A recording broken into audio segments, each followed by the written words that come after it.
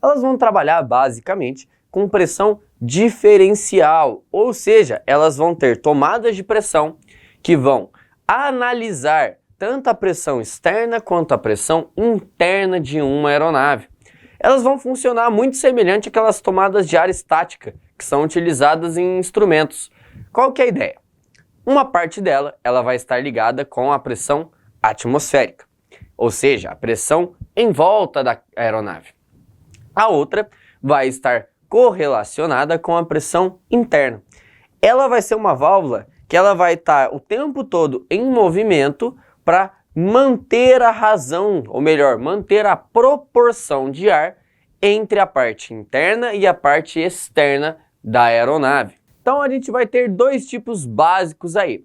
A borboleta, que ela vai ser literalmente uma borboleta, igual uma borboleta de carro, que é aquela região circular que se movimenta, ou do tipo pneumática por acionamento a ar, muito semelhante a uma bleed air, que a gente costuma ver em motores PT6. E o controle dela vai ser por microsuítes.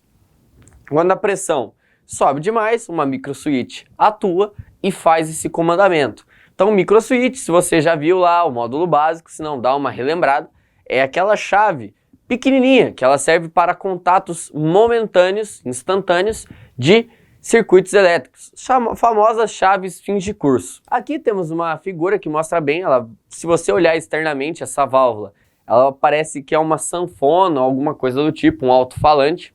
Ela vai ter essa partezinha aqui, que é onde ela faz o controle, e aqui são as tubulações de tomada de pressão.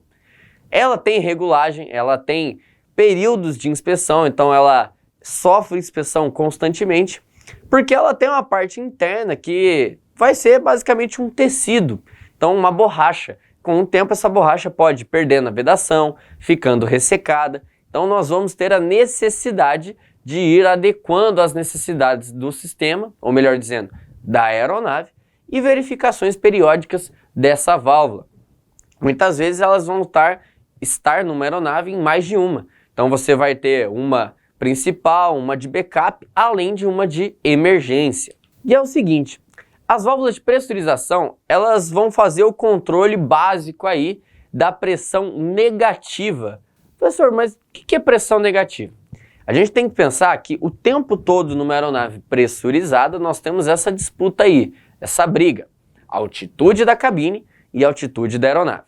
Vou pegar a aeronave aqui para explicar de novo e facilitar um pouquinho o nosso entendimento. Quando nós temos uma aeronave, vou pegar o exemplo aqui desse jatinho.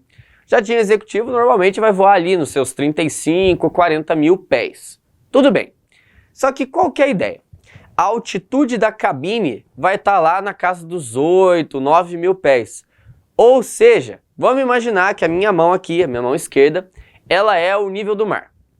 E a minha aeronave ela vai estar voando lá aos seus 40 mil pés.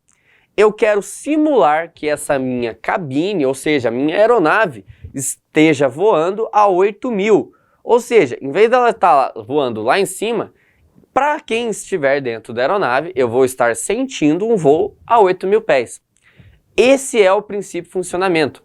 Sempre a pressão da cabine, ou melhor, a altitude da cabine é menor, ou seja, ela está mais baixa do que a altitude da cabine, ou melhor, da aeronave, perdão. Então, para resumir de novo, para não ficar dúvida, a aeronave sempre está voando mais alto, a cabine tem que estar voando mais baixo.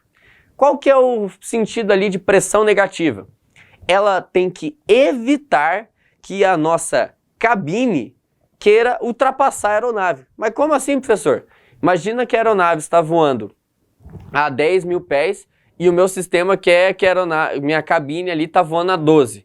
Não faz sentido. Você não pode ter esse tipo de comportamento na aeronave, da altitude da cabine ser maior do que a altitude da aeronave. Então é para isso que ela vai servir, tá? Claro, tem outras aplicações? Tem outras aplicações, mas nesse sentido de pressão negativa, é isso que quer dizer bem resumidamente para você. Na apostila ele explica aí, dá 2 voltas ao mundo, mas em resumo é isso.